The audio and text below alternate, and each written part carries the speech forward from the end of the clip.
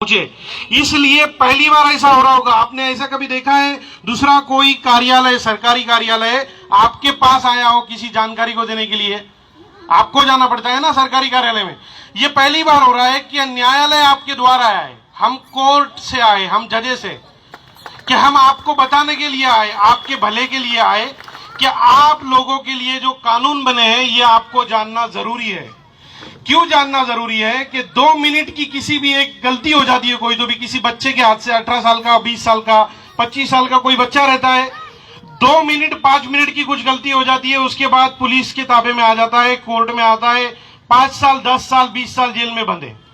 अभी रिसेंटली अभी एक बच्चे को सजा हुई, एक लड़के को, जिसने जो काम किया था, उसका जो काम था वो था 5 मिनट की उसकी गलती। आप समझ रहे हो मैं क्या बोल रहा हूं? मैं आपको समझाना नहीं चाहता हूं। उसके हाथ से कुछ ऐसी गलती हुई जिसका जो टाइम था गलती का वो 5 मिनट में किया उसने, उसके लिए उसको जो सजा हुई है वो है 20 साल की सजा। अभी आप मेरे को बोलो, किसी भी आदमी को अगर 5 मिनट के गलत काम के लिए 20 साल की सजा हो रही है तो वो उसके लिए अच्छी बात है कि बुरी बात है? उसके घर वालों के लिए अच्छी बात है कि बुरी बात है? उसके माँ बाप, जैसे आप लोग यहाँ पे आए, आपके भी माँ बाप वहां पे रह रहे होगे ना, जो माँ बाप अपने बच्चे को छोटे से बड़ा करते, वो बच्चा बड़ा होने के बाद अगर जेल में जा रहा है 20 साल के लिए, तो उस माँ बाप के दिल पे क्या गुजरती है?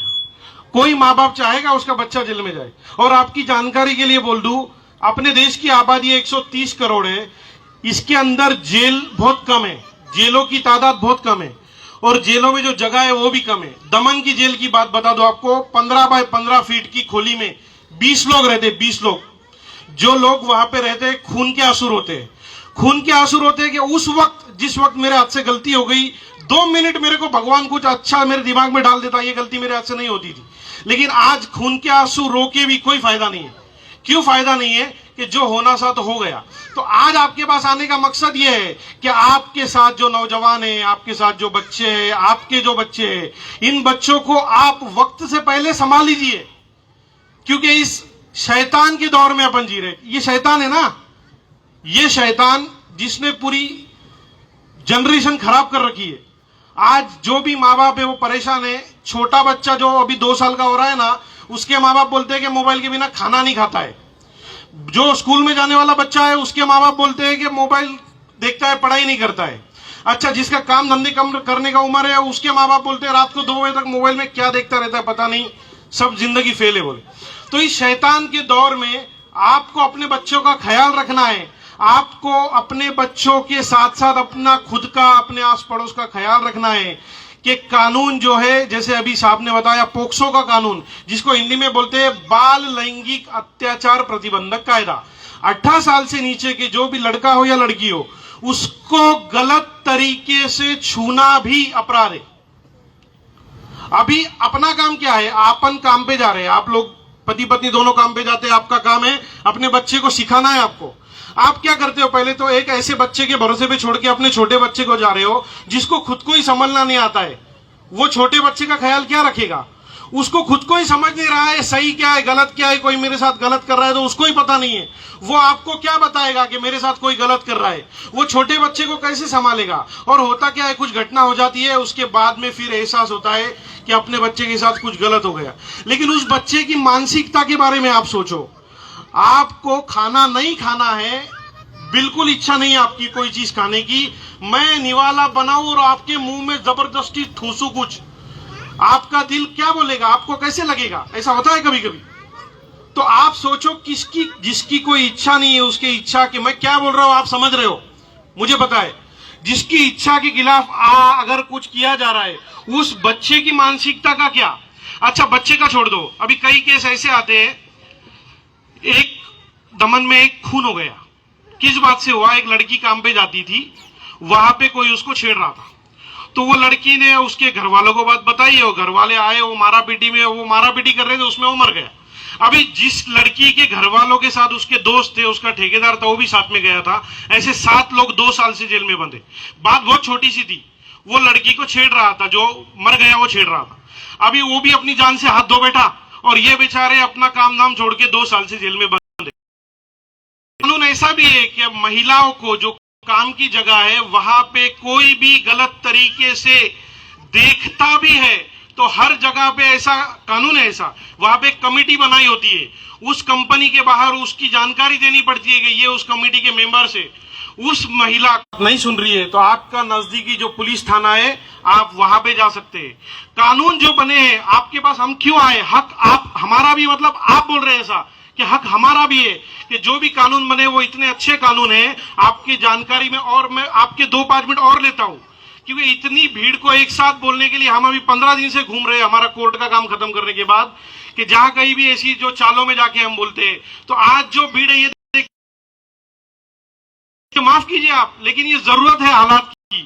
कानून ऐसे है कि कोई महिला के साथ अगर कुछ गलत बात होती है तो उसका नाम गोपनीय रखा जाएगा, उसका नाम किसी को पता नहीं चलेगा, वो नाम पूरे केस का फैसला होने तक भी किसी को पता नहीं चलेगा।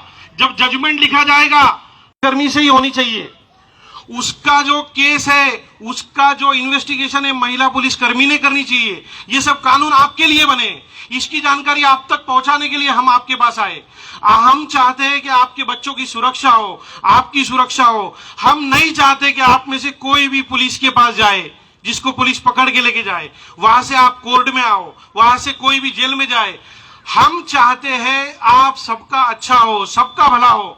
क्यों चाहते हैं? इस देश का कानून चाहता है, इस देश का हाईकोर्ट और सुप्रीम कोर्ट चाहता है। और ये क्यों चाहता है कि हम अपना गला हम यहाँ पे सूखा करने क्यों आए, क्यों बोल रहे, आपका वक्त क्यों ले रहे, कि आप लोगों की भलाई के लिए, आपके अच्छे के लिए, आपके बच्चों की अच्छाई के लिए आप लोग अपने गांव से यहाँ पे आके काम कर रहे हैं। आप लोगों में से किसी के साथ कुछ गलत हो जाता है तो आप लोग उसको अनदेखा मत कीजिए, क्योंकि अन्याय को सहने वाला वो करने वाले से बड़ा गुनहगार होता है। एक जगह एक किस्सा, एक वाकया ऐसा है कि एक जगह पे आग लगी है, तो एक चिड़िया, समझते आप, चिड़िया अपनी चोंच में पानी ले रही है और वहां जाके वो आग बुझाने का काम कर रही है। तो उसको कोई और पंछी बोला कि ये तू क्या कर रही है, तेरी चोंच से पानी डालने से उतना सा क्या वो आग बुझ जाएगी? तो वो चिड़िया बोली कि वो तो मुझे पता नहीं आग बुझेंगी कि नहीं, लेकिन जब इतिहास लिखा जाएगा या जब ऊपर वाला मरने के बाद एक जिंदगी है ना, हर धर्म ऐसा बोलता है ना, तो तब मेरा नाम आग लगाने वालों में नहीं, आग बुझाने वालों में रहेगा। तो हम आग बुझाना चाहते, हम चाहते हैं कि आपका अच्छा हो, आपकी उन्नति हो, आप प्रगति हो, आपकी, आप अपने घर वालों को सुकून दे। आपके जो बच्चे ये देश का भविष्य है, आपके बच्चे इस देश। अब और एक जिम्मेदारी के साथ बात बोलता हूं, जितने बड़े बड़े ओहदे पे लोग जाते हैं ना, आपको जिम्मेदारी के साथ बोलता हूं, ये सब बच्चे जो बड़े बड़े ओहदे पे अफसर लोग बनते हैं, ये आप जैसे लोगों के बच्चों में से बनते हैं। आपका बच्चा पढ़ेगा, आपका बच्चा पढ़ाई करेगा, आपका बच्चा काबिल बनेगा तो आपको सुकून देगा। अगर आज ही आपके बच्चे का आप ख्याल नहीं रख पाए तो बुढ़ापे में भी आपको काम करना पड़ेगा। बहुत जिम्मेदारी के साथ बोल रहा हूं, हम लोग देख रहे हैं ऐसे जिनको 60 साल में काम करना पड़ रहा है। आज थोड़ा सा सैक्रिफाइस कीजिए, कुर्बानी दीजिए, अपने बच्चों को काबिल बनाइए, उनके पढ़ाई पे ध्यान दीजिए। अपना बच्चा कोई भी गलत काम में ना हो, ये क्यों बोलना पड़ रहा है कि हमारे पास ऐसे बच्चों को लाया जा रहा है। जो बच्चे की उम्र पढ़ाई करने की है वो बच्चा इस मोबाइल की वजह से कुछ गलत काम कर बैठ रहा है, वो बच्चा कोर्ट में, पुलिस स्टेशन में चक्कर काट रहा है। इसमें माँ बाप का रोल बहुत अहम है। अपने माँ बाप अपने बच्चों को संस्कार जो करेंगे उसी तरह से बच्चे की परवरिश होती है। और बच्चे जो यहाँ पे उपस्थित है, आप जो भी करोगे इसमें नाम अगर खराब होता है तो माँ बाप का होता है। एक घर की असली दौलत क्या है? एक कोई करोड़पति, अरबोपति, खरबोपति आदमी है, उसके पास अरबों खरबों रुपए, लेकिन अगर उसकी औलाद अच्छी नहीं है, उसकी औलाद दारोड़ी, दारू पीने वाली, गंजड़ी, चरसुल्ली, नरसुल्ली है, वो आदमी सक्सेस है, प्रगति वाला है, मेरी नजर में वो जीरो है। लेकिन आप हो, गरीब हो, लेकिन आपका बच्चा अगर अच्छा है, तो आपका बच्चा अगर काबिल बनने वाला है तो आप असल में करोड़पति हो। तो आपकी असली मिल्कियत क्या है? वो पैसा, वो शोहरत, वो कुछ नहीं है, आपकी औलाद आपकी मिल्कियत है।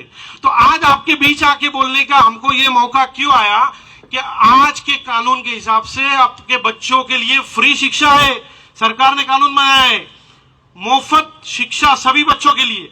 तो आपके बच्चों को पढ़ाई पे ध्यान दीजिए, अपने बच्चों का ख्याल रखिए। आपने आस पड़ोस में कुछ भी अगर कुछ आपको ऐसा लग रहा है गलत हो रहा है तो उसकी जानकारी पुलिस को दीजिए। और कोई भी काम करने से पहले, आखिरी बात बोलते हुए यहाँ पे रुकूंगा, कुछ भी काम अगर कर रहे हो तो इंसान को 2 दिल होते हैं, एक होता है अच्छा दिल, एक होता है बुरा दिल, समझ रहे हो? जब भी अच्छा काम कर रहे हो ना तो आपके दिल को मालूम है आप अच्छा काम कर रहे हो। जब आप गलत काम कर रहे हो ना तो आपका दिल आपको सबसे पहले बोलता है कि मेरे हाथ से कुछ गलत तो नहीं हो रहा है, मैं कुछ गलत तो नहीं कर रहा हूं। तो जब भी आपका दिल आपको बोले कि मैं कुछ गलत तो नहीं कर रहा हूं, तो उसको समझना ये इशारा है भगवान की तरफ से आपको कि मेरे हाथ से कुछ गलती ना हो जाए, मैं कुछ परेशानी में तो नहीं फंस जाऊं, मैं कोर्ट कचहरी के झंझट में तो ना आ जाऊं।